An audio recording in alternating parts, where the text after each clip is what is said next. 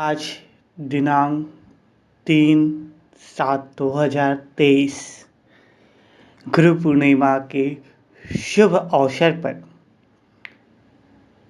हमें यह जानना अत्यंत आवश्यक हो जाता है कि गुरु जो है वो कौन हो सकता है और सद्गुरु कौन हो सकता है।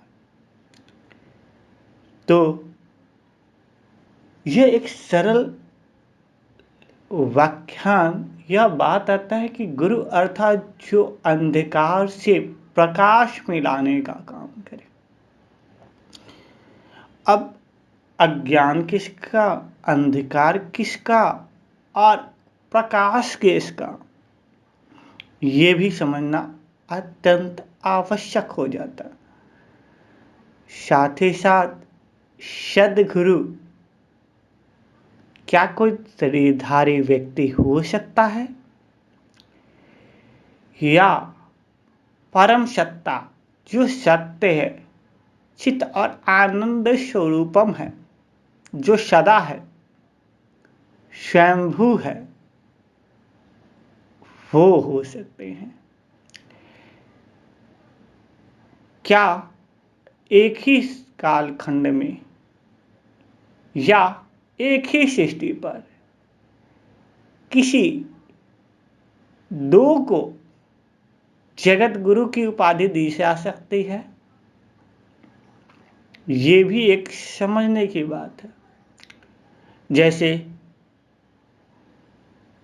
कई लोगों का कहना है वंदे कृष्णम जगत गुरु। क्या कृष्ण को जगत का गुरु माना जा सकता है? कई आज गुरु और गुरुत्तम का पद भी मनुष्य आत्मा धारण करके बैठे हुए हैं। यहाँ तक कि गुरु ही नहीं, जगत गुरु के पद पर आसीन है। तो क्या कोई मनुष्य जगत गुरु हो सकता है? या जगत का नियंता, जगत का मालिक, जिसके लिए कहा है हम सभी ने, तमेव माता च पिता तमेव तमेव बंधु च सखा तमेव तमेव विद्या तमेव तमेव सर्गम मम देव देव। अर्थात एक वही सत्ता है जो सर्व संबंधों का आधारभूत है। अर्थात एक वही परम सत्ता परमात्मा है जो सर्व आत्माओं का माता पिता सखा सद्गुरु हो सकता है।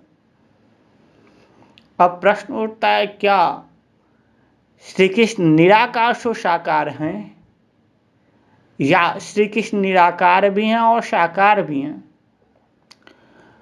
तो क्लियर शब्दों में ये समझ लेना चाहिए कि कृष्ण नाम शरीर का है और शरीर का ही है। कृष्ण नाम निराकार का नहीं। अगर कृष्ण नाम निराकार का है तो वो कृष्ण नहीं जिसने कृष्ण को 16 कला संपूर्ण श्री कृष्ण श्री नारायण की उपाधि मिली है। फिर ये भी समझ लेना चाहिए कि कृष्ण अगर निराकार का नाम है तो वो कौन निराकार है?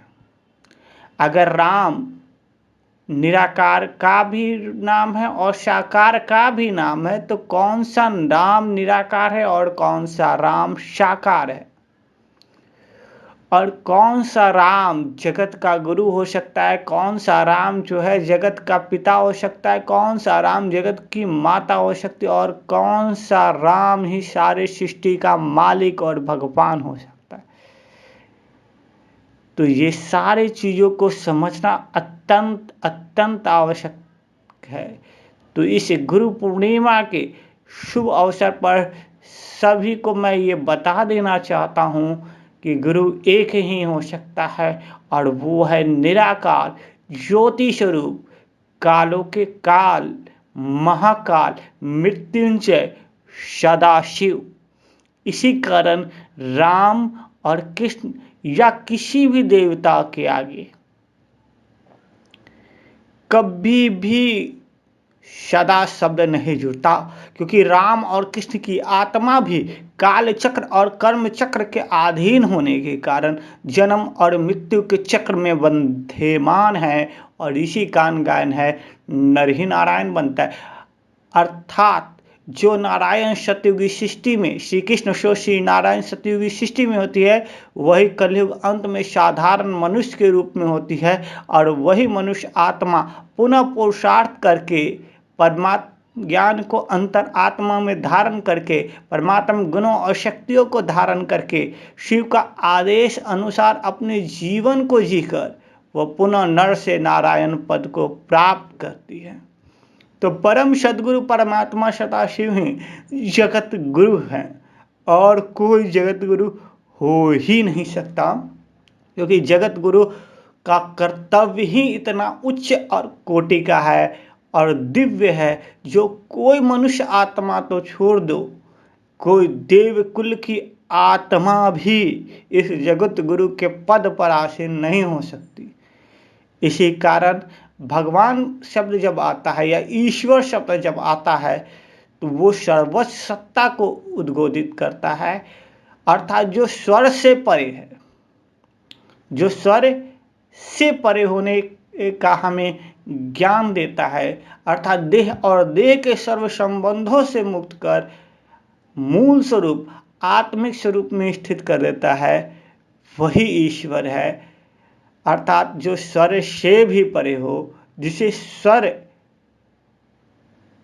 अर्थात जो स्वर में बंधमान ना हो, जो कर्मों में बंधमान ना हो, जो देह और देह के समस्त झंझटों से मुक्त करने में समर्थ हो, जो दूसरे शब्दों में वाणी से परे ले जाने वाला, अर्थात जो निर्वाण धाम का रहने वाला हो, जो परम धाम का रहने वाला हो, जो मुक्ति धाम का रहने वाला हो, वही ईश्वर हो सकता है। अर्थात वाणी से परे ले जाने वाला, स्वर से परे ले जाने वाला ही ईश्वर हो सकता है। प्रभु शब्द भी उसी परमपिता परमात्मा सदाशिव के लिए आता है, अर्थात जो भू से परे है, अर्थात जो देह काय के जिसका शरीर ही नहीं है। शिव और शंकर में भी अंतर है, ये बहुत ही मार्मिक रहस्य है। तो जो शरीर से भी परे है, अर्थात भू माना पंच तत्वों के आकर्षण से भी परे है, वही परम पिता परमात्मा, वही प्रभु है। जो स्वयं से है वही शंभु है, अर्थात सदाशिव है। जो खुद से है, अर्थात वो खुदा, वही सदाशिव है। अल्लाह वही है निराकार ज्योति स्वरूप, जो तीनों शक्तियों को यूज करे, ब्रह्मा विष्णु और शंकर, इन तीनात्मक शक्तियों को जो यूज कर इस सृष्टि में का भरण पोषण और सृजन करने में समर्थ है, वही एक परम पिता परमात्मा सदाशिव ही जगत गुरु जगत नियंता हैं।